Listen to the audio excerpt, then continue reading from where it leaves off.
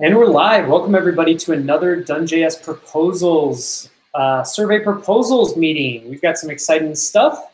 We're going to get right into it, but first we are going to talk about the things that we did since last time. We did, and I'm not going to go into it too much, we got 4 of loops in and released in CanJS 5.0. That is a new way of iterating through list items, and they create variables, and there's actually a let scope, very similar to how JavaScript's let scope works. And also we've changed all the docs, or most of the docs, to use this dot to refer to the, this dot prop to refer to the view model. It makes everything a lot more consistent and just better all around, so look out for that. We've also added a testing and routing guide, which you can look up on canjs.com under guides. There is now a helper that walks the scope, similar to how 3.0 walked the scope. It's scope/key, and that'll just walk the scope, looking for key the way it used to. We've added simple setters, so now you, in a click handler, you can do this dot prop equals some value to easily set a property value in stash. And then in terms of what we're working on right now, we're still working on making IE 11 work. We are working on a logic guide, the CanJS Getting Started video, and DoneJS 3, which will include incremental server-side rendering. That's a lot. All right, so we've got a bunch of things to talk through today. We're going to go through our new proposals, and then we'll do about 5 minutes for new proposals, and then spend 2 minutes on old proposals. The new proposals this time, and the order that we're going to be doing them, will be, I'll go first talking about showing inherited and mixed in values in our documentation better. Then Mark's going to talk about adding an observable finite state machine. Brad is going to talk about supporting transparent rendering of components. Kevin's going to talk about a new routing proposal. And then I'm going to talk about warning people if they're doing mutations in the wrong spot. So with that, let's begin. Here we go. So this one, the real problem is that a lot of parts of CanJS are inherited or mixed in to make something like define map.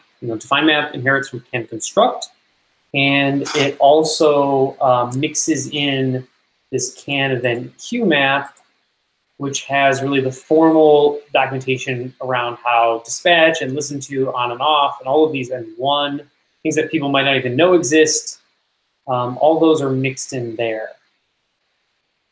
We don't currently have a very good way of doing this. The way that I've done it in CanObserve and DefineMap is just in CanDefineMap. If you're lucky enough to go on that page and notice that these 2 links, and these just reference all of these things that are mixed in. They're not in the sidebar. I don't consider these very easy to find, and there's no standard way of putting these in place. So that's the problem. We want a solution. Vote for this if you want a solution. Ideas about a solution.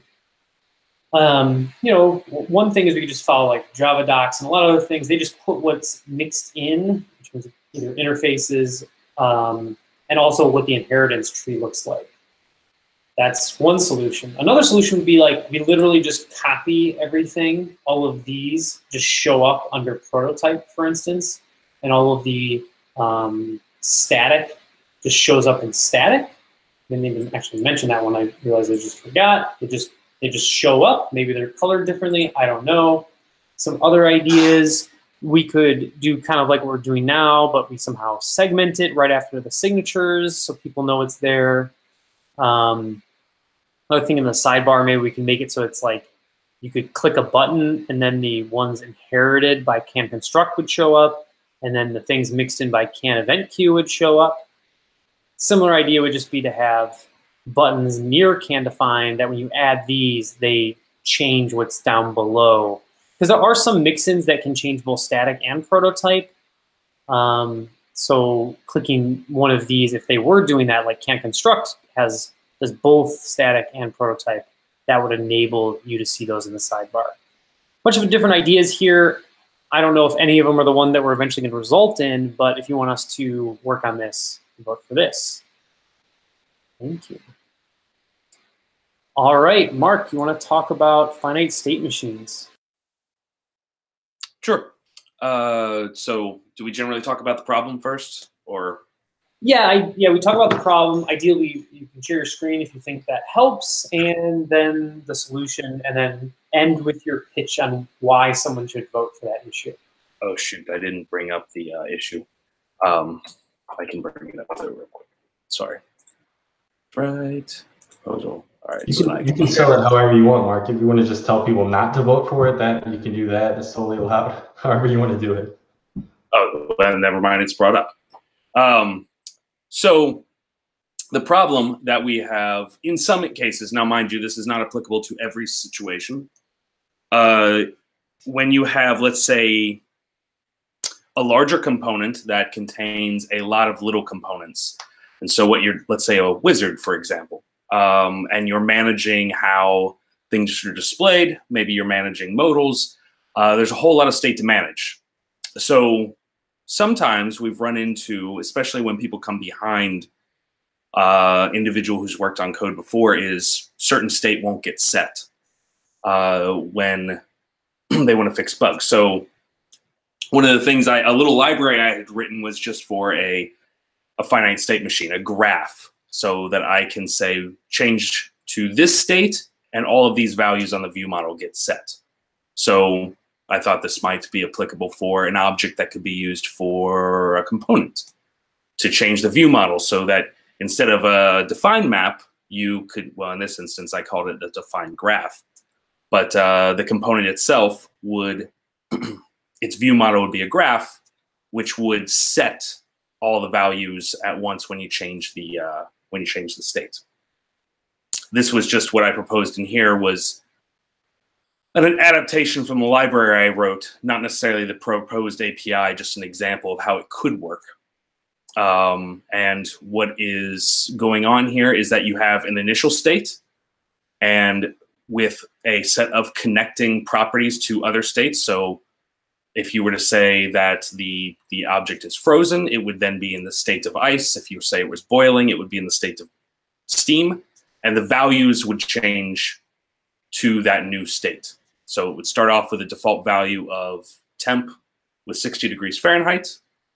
If you said that H2O dot is frozen, then the new temp would now be 32 degrees Fahrenheit. So it's really just a simple way to set a whole bunch of properties at once. Awesome. So why, okay, so to recap, why would someone vote for this?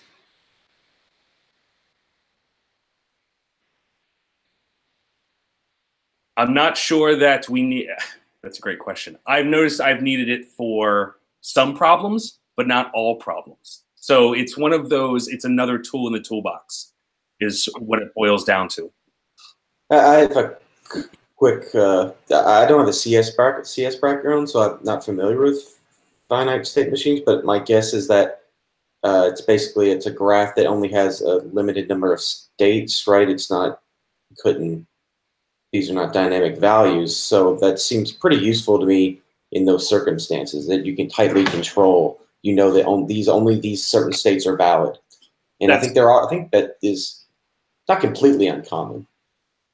I could kind of see what he's talking about, because if you have, say, like links or buttons on a sidebar with states, and maybe there's like a ignored and there's a done and there's a invalidated, for example, that could then have something like a class that you put on the text and a particular like button and a color, and then your state machine, based on the state of the data that you're feeding into it, would then be available with the particular properties that you need to style correctly. Yep. Awesome. Yeah, the thing that I would add is, well, but I come at it from like, where does CanJS currently kind of fall down? And what CanJS is, and like define maps are designed for, is handling extended state variables, meaning like things that like, hey, this number range can change from like 0 to a trillion or whatever. And it handles all those kind of values in between. But finite state machines are when you, like Matthew kind of said, to reiterate what he's saying is you have a Coke machine or whatever. You have a very finite set of rules. There aren't like a lot of like ranged inputs, and you want very tight control on how state moves around. They're good for those situations, I think. There is an, if you scroll down a little bit on this example, Justin, there is the ability to, so if we wanted to say that warm, which is kind of a, is a range, we can update the data in a given state's properties. So that's the example there where water is warm and we set the temp to 75 degrees. So it's still a fixed state, but the property values can be changed as well. And this would be an example of if you modeled your application as a finite state machine and you had unauthenticated and authenticated, you could set, when you change the state to authenticated, you could set the user value, which was originally undefined, to the user that, let's say, you authenticated from the back end. Cool, awesome. Any other thoughts about this? All right, Brad, you want to talk about transparent rendering of components? Yes, I would love to. Yeah, so this came out of a discussion I was having recently as related to a really not related thing about scope walking in Stash. Because it actually had to do with a component that I worked on a previous project that was a table that actually contained some table rows that were sort of styled differently based on certain conditions. One of the things I thought was actually quite a limiting factor here, and it forced me to use partials in a certain way, is the fact that if you define a component and use the component in a stash, the component tag itself sticks around. And you can't actually remove it from the DOM when you want to render its content. So what I'm proposing here is a slight change to how we do components, that nothing really changes by default. But there's the possibility of rendering a component as transparent. So it does all the things that it normally does, except when it comes time to actually output the DOM fragment that represents the component tag itself is not included. So it's just its rendered child content. Yeah, so you can see in this stash example here, the table has a row of its own, right? A perfectly normal table row is there. Then it actually fills out the rest of the table content using this component called myTableRowGroup. So myTableRowGroup is set transparent true up in the component definition. So when you render that whole table, the table row group just becomes the set of table rows that make up its its stash view. If you look in myTableRowGroup.js there. So this can be useful in a couple cases. Table being the normal one.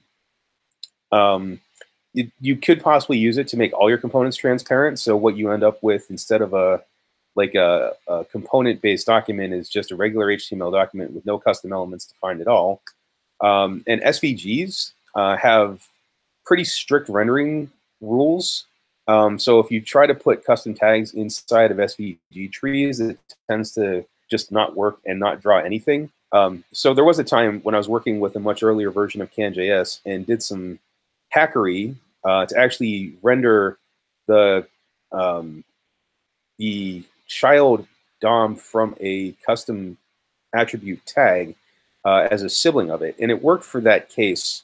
But I think that it was obviously very hacky, very complicated, and it's definitely possible, considering our other current prior art, like the can tag property, when you do a can import, allowing a handoff tag, and really just general output of frags and HTML snippets into a document as already exists in Stash. To do something that I think from the API side and the user side is much, much easier. Awesome. Any other thoughts about this? From a debugging perspective, how would you, if I wanted to say, look at the view model of my table row group when it's transparent, how would I do that? What would I select in the DOM, let's say? That is still an outstanding question. Justin, if you scroll to the end of this this proposal, I actually have a bullet point about that exact thing. My only current idea is to actually attach a view model to each of the first level children that get rendered. It's not an ideal situation, and obviously we don't want to consider those elements to have view models in case you need to set up bindings to the element by default where you normally want to do that. But yeah, I don't have a good thought about this one at the moment, unless there was some way that we could use something. Maybe instead, we could actually set up a registry that has view models for particular like tags if we're using them for, if we're actually using them transparently. So can view model, if you called it as a function and provided a tag component tag name, could maybe find them in the registry rather than looking at the DOM. Still not an ideal solution, especially if you have to reuse the component multiple times in the DOM. But you know, obviously we can work this out as we're developing it. I think we can find an optimal solution, if not a perfect one. Yeah, you can combine those two things. So map all of the first level children to a view model using a weak map or something. Yeah, that would actually work really well. Another way would be dev tools could just also expose the node list structure and then give like using that, give like a simulated view of what the DOM looks like. Yeah, kind of the way React DevTools does. Yeah. Since React doesn't output any of its own component tags, but when you look at the React view and React DevTools, they actually show you all of those as they exist as the tree. Kind of cool. Yeah, node list would have the same information. Awesome, cool. All right, Kevin, you want to talk about some routing? Yep. Yeah, so this proposal is to make it easier to set up routing and make it easier to map routes to components. So in the new routing guide and in the testing guide, we're basically showing this new pattern for routing where you just display a single page component property, and that is responsible for figuring out what component to create, and then also setting up the view model data that gets passed to that component. And then also you have to set up your routes and call route.start and all this kind of stuff, which is good. It's a lot better than the old way where we had a giant switch statement in our view, but it's still a lot to set up. So this proposal is basically make this configurable, make it so you can configure what routes map to what components, what routes map to the view model data. It'll support nested routes, support progressive loading, and support two-way routing if possible. So this is one potential solution, is a configuration that kind of looks like this, where you would have your routes that are kind of nested. So this would be page, and if page is home, and then you can also nest like page/task ID, and it would map to something else. And you can provide the component that you want to be rendered, whatever data you want to be passed to the view model. You can use lazy loading or progressive loading for loading the components. And it also makes it a little bit easier to set up like 404 pages and stuff like that. And then you would just hook this up, replace all the stuff that we had in this example with something that's just like a CAN router that passes in this configuration. So that's one possibility. There's also a related proposal that we could figure out how to make this work together, potentially that is more callback based, where you can map a specific route URL and just get a callback so you can set up the data. So that's another thing we investigate. But if you like the new routing techniques, but you find it difficult to set up and you want it to be easier, then definitely vote for this proposal. Awesome. Thank you, Kevin. And then the next one is mine. 1 second to pull it up. By the way, I just pinged Michael. If someone can give him, make sure he gets this link. And we'll see. He might give the impassioned speech that I hope he gives for type checking. All right, so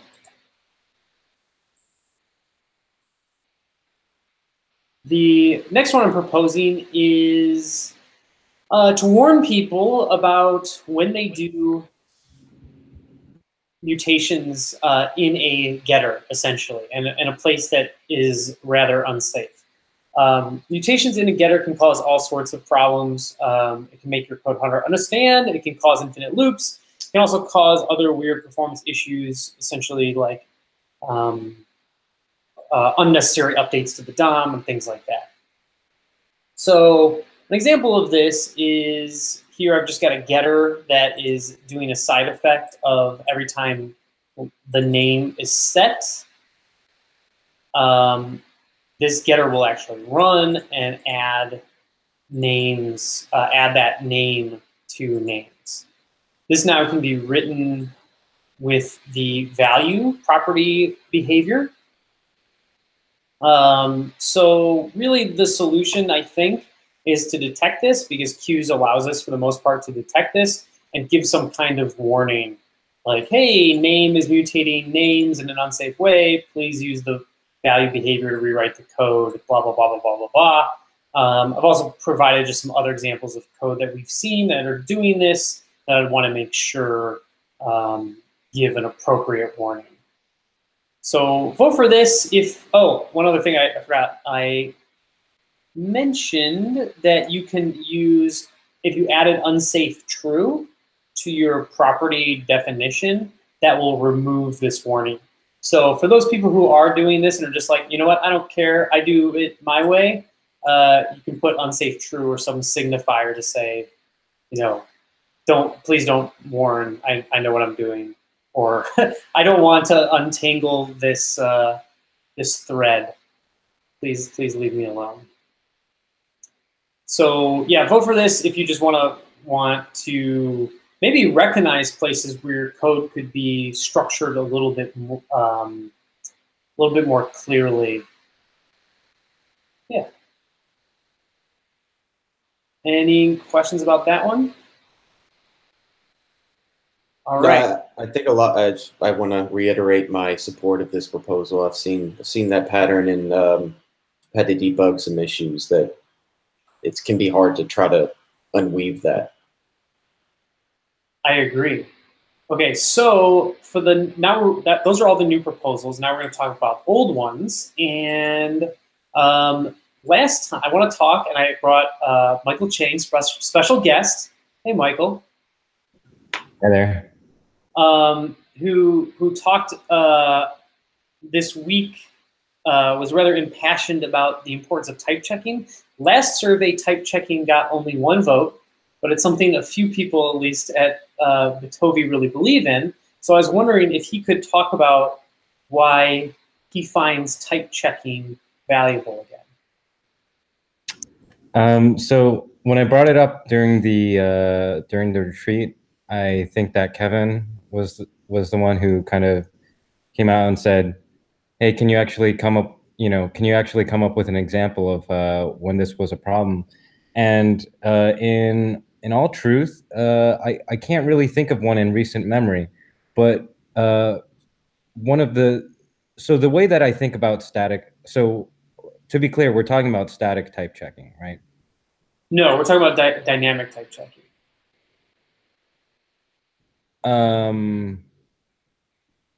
Sorry, what do you, can you give me some context for what the proposal was? Sure. Let me go through the proposal, and then you can see how you feel about it. This proposal essentially, so right now, CanJS, if you say age is a number, and someone tries to set that to something other than a number, it's just like, okay, I'm gonna type coerce it. CanJS only type coerces. It does not actually do any sort of type checking. And that can, I mean, I've seen that cause weird problems, like people reading something from an input and our parsing doesn't match what they expect. We have converters, which are much better at converting values to things that you want. I'm a believer that, like, essentially it's the view's job to prepare the right value for the view model instead of the view model's job to be able to convert everything from the sun so that it works right. Anyways, the issue is that, like, right now, yeah, if you just set it to ABC, CanJS doesn't complain at all. It just converts that to not a number, and then your age is not a number. So this proposal essentially seeks to allow people either to say, hey, I want to do type checking, so it would throw errors if people are setting the values to something other than the type that is specified. So it's dynamic in that it's like not, it happens at runtime, but it is, at least in my opinion, so extremely valuable because, one, I like types because it says it's self-documenting, and two, these ones are much better at early detection of errors than our current ones, which actually don't early detect anything.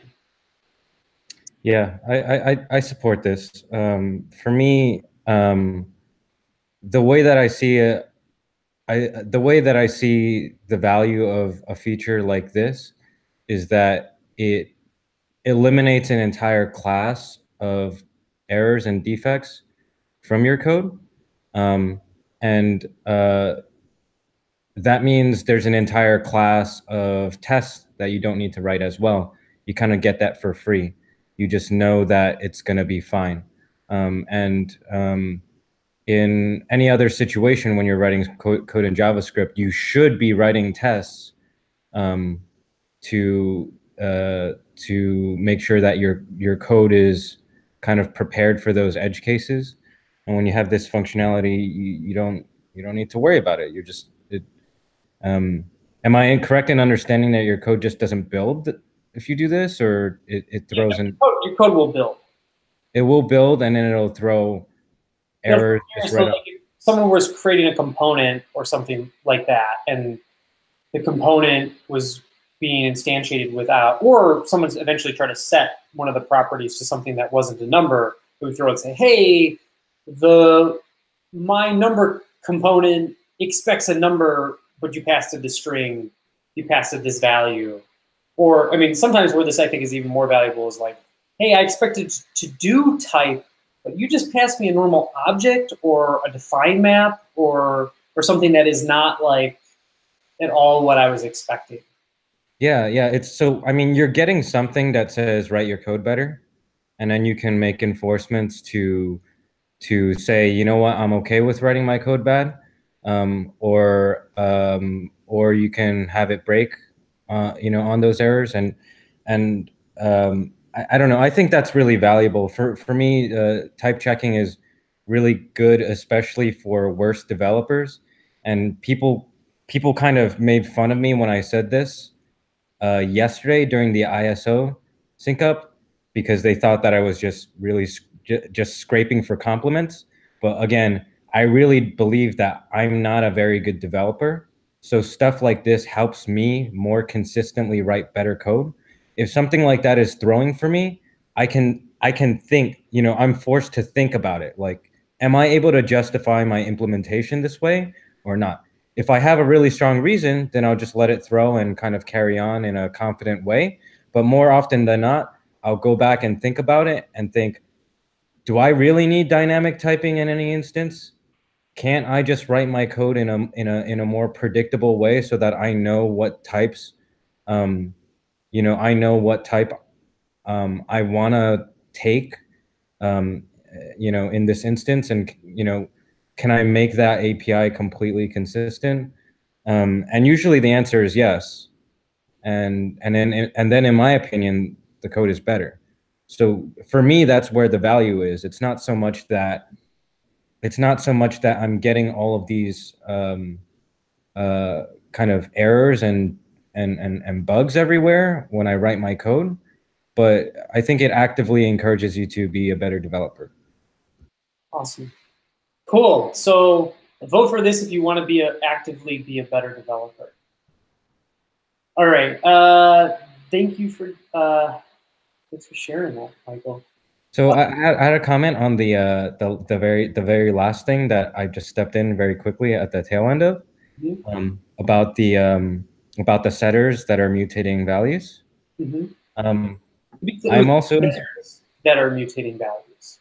Right, the getters that are mutating values, and it kind of reminds me a little bit of what Adam and Christopher presented on with the controlled and uncontrolled components, where it's kind of like this question of like, who owns, sorry,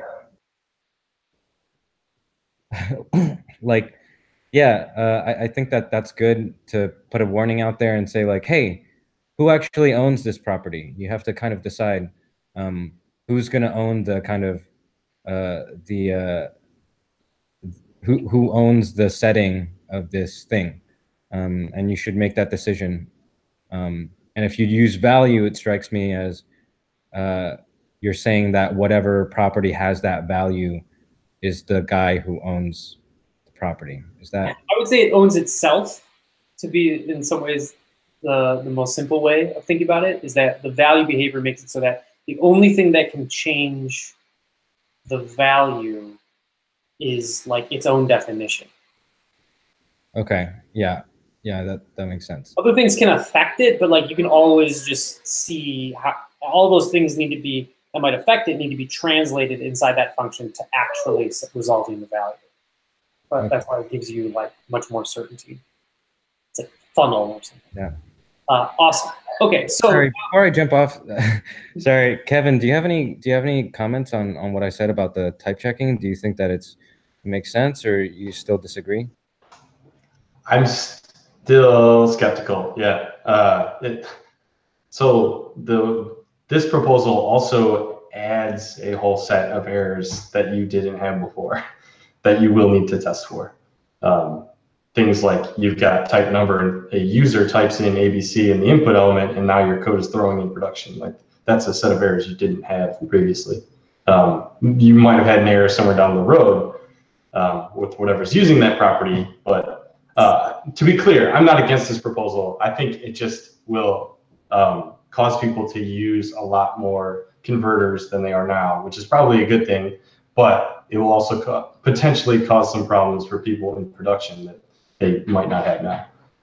Maybe I'm wrong. I had to think about it, I guess. Doubtful. I think my personal belief is they'll find those errors much sooner, and they'll be much less likely that those things get to production because of type checking. But vote for it. Let us know what you think. Hopefully more than one person. Thanks, Michael.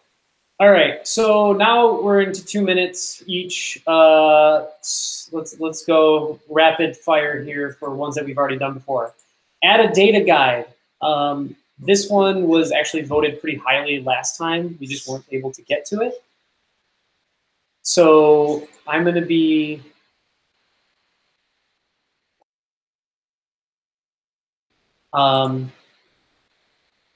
excuse me. So this is this data guide got heavily voted last time. Essentially, what it is, the general purpose of it is to teach people how all the different parts inside Can Connect work.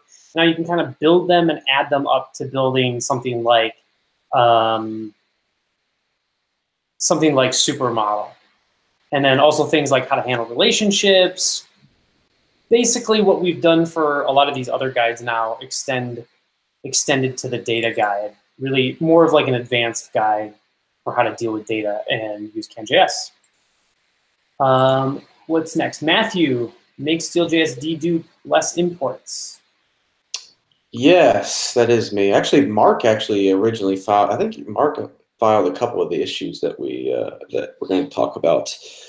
But this particular one has to do with deduplicating less. Now, this is something that people have had some issues with for going back quite a while, and we just haven't really come up with a good solution or had the time to focus on it. So that's why the proposal exists. The basic idea is that less allows you to import other less files, and you might do that often throughout your application for things like mix-ins. And you don't actually want all of those things to be repeated. It can create kind of strange loading scenarios by having the duplicated selectors. So we don't really have a specific solution in mind. We've talked about a couple of possible solutions. I think probably looking into the different hooks that LESS provides might, lead to like some more robust solutions to, kind of target specifically the types of things that we don't want to be repeated. But the proposal is just to put some focus into it, to think about it, and to come up with a solution for sure, but without having a specific solution in mind at this time.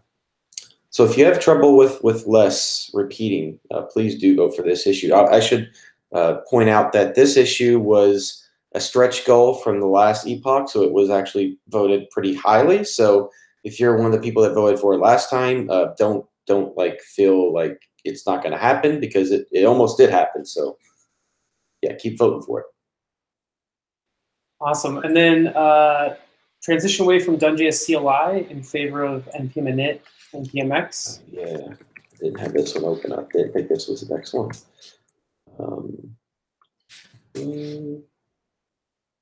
I didn't have a link ready.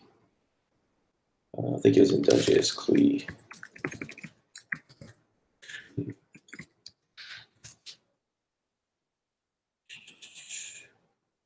Yeah, I think this is the one. Yeah, so if anyone has, is this the right one? Well, anyways, the right one will be this. I think this is the right one. There's these new commands that npm and yarn both have, and they can be used to run generators essentially. So what we use the DoneJS CLI for mostly is for running generators. They also can be used to like run your npm scripts, but there's already built-in ways to do that through the npm command anyways.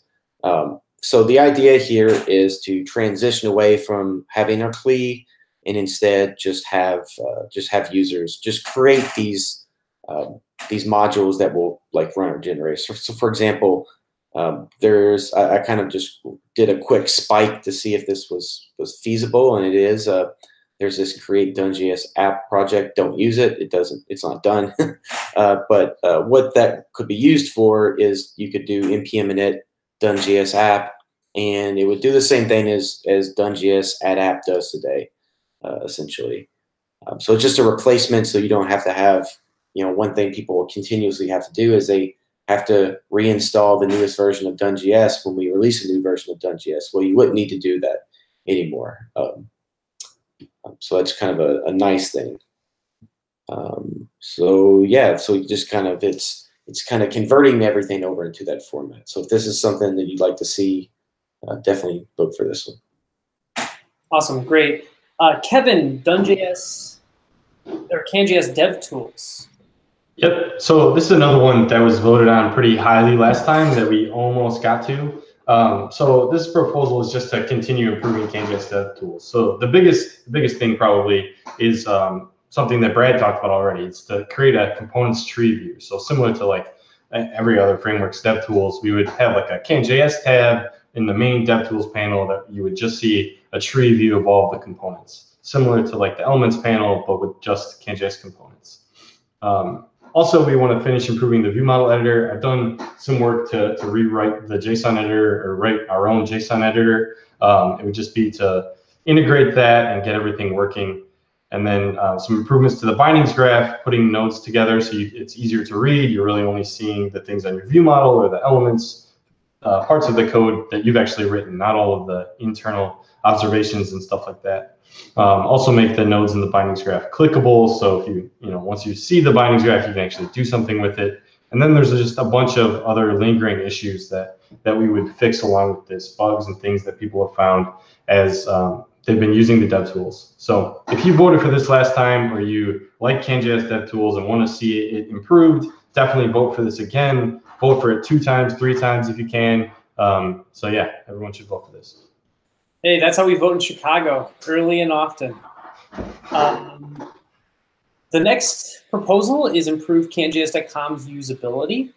This is essentially just fixing a lot of somewhat low-hanging and some medium-hanging fruit on the CanJS website. Especially, I think SEO is probably one of the most important ones. Make it so that our stuff is easily searchable. Really, sometimes we've been noticing like CanJS 2.3 things will come up if you search Google instead of 4 and 5.0. So vote for this if you want to make our website a little bit easier to navigate, find stuff like that. Okay, and then the next one is make it easier to configure StealJS with popular packages. Yeah, that's me again. This is another one that Mark originally proposed. We kind of talked about it, came up with a compromise. Essentially, so the problem domain is, let's say, you start a new project, you start writing some tests, you import chai, and chai doesn't work. You're like confused, you're trying to figure it out. Then you're like, a light bulb goes off. You're like, oh yeah, I need to like configure it to be a global or something like that, or it is global, and I need to set what the export is.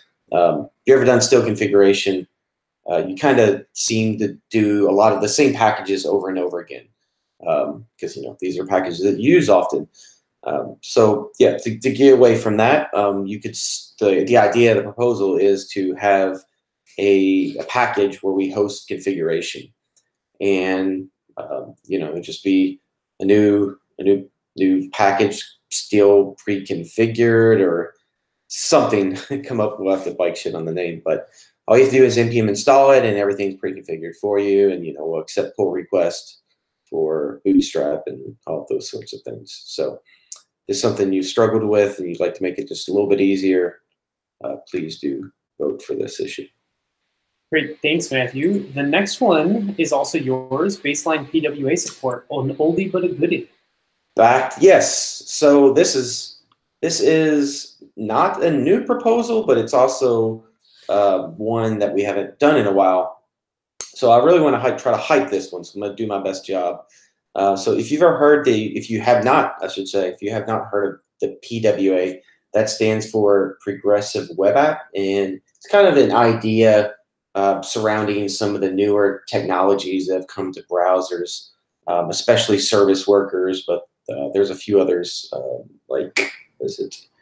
there's an HTML manifest file, and this allows you to have home screen icons on a phone. But anyway, so the proposal is to provide a generator for DoneJS that will add PWA support to your app. You'd be able to run DoneJS add PWA. That would run the generator, and it would produce all the necessary files. Since this is baseline PWA support, it doesn't have some of the more advanced stuff that we might do in the future. But I think this is a very interesting problem domain. So a lot of what PWA is about is offline support. So service workers can help with that. They basically provide it provides a proxy between you and your servers that runs in the browser, so you can intercept any sort of request and respond in different ways. So this way you can implement caching, but you can do other cool stuff too. So in the future, some of the things we're thinking about doing is maybe having a way for it to automatically set the offline attribute on an element, on the HTML element, when the user goes offline, and that way you can kind of style stuff. Maybe you might style a button to reduce the opacity. You might show using what you can do in CanJS is you could actually display a banner that lets the user know that they're offline and that some stuff won't work. In the future, we'd like to even add new CanConnect behaviors that could do things like, you have a forum, user's offline, maybe you're showing some type of banner that says, hey, you're offline, but they can still use the forum, and we're just kind of save that data and wait for the user to go online, and when they go online, we'll replay that, we'll do that, we'll actually make that request. And so you can just imagine there's probably a million different little things that we can make this nicer. You know, just that particular problem right there of having forms that you want to, you know, support offline. There's just a lot of things you could do. You know, you want to let the user know, hey, we have your data, you're offline. We'll post it for you. Don't close the browser window. Actually, maybe you even could close the browser window with service workers. Anyways, there's a lot of really cool stuff. But step one is this baseline support. We're already part of the way there. Julian from the core team, he created, where is it? I don't know where it is, but he created Steel Service Worker. Yeah, here it is. And this works similar to like Steel Cordova or Steel Electron. It's just something that you run after your build, and that will create a service worker for you based off, you know, all of your build artifacts. So that will do kind of the caching of your assets for you. So we're actually, you know, we have like kind of the tools together. There's just a little bit more to kind of push this one over the edge, and that's mostly about the generator. So anyways, please do vote on this if you are interested in offline mode. All right, thanks for that enthusiastic presentation. So last but not least is the streaming view models proposal. This essentially is a proposal that would set us off on a course to figure out a more streaming-based view model approach.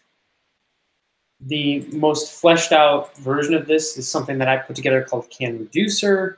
The idea here is that if you look at something like a define map and a getter or the value behavior, those things are great, but they're not always the easiest things to test.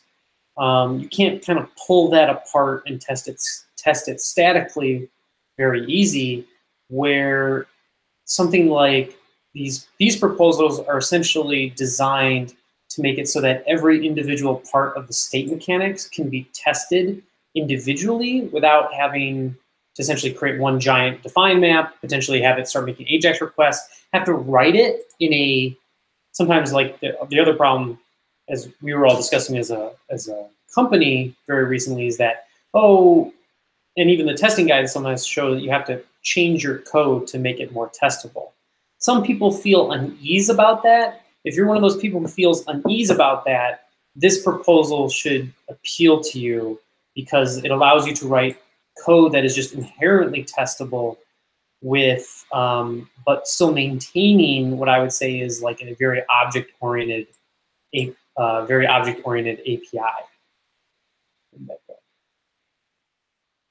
So here's the API for something like that it would produce. All right, that is it. Thanks everybody for getting out there and voting. You know, your votes are super helpful so that we know what to do, which is the most important for the most people. Pretty much every single time we get a survey result, we take the top 3 items, at least 2 of the 3. So get out there and vote, and see you 6 weeks from now. Thank you.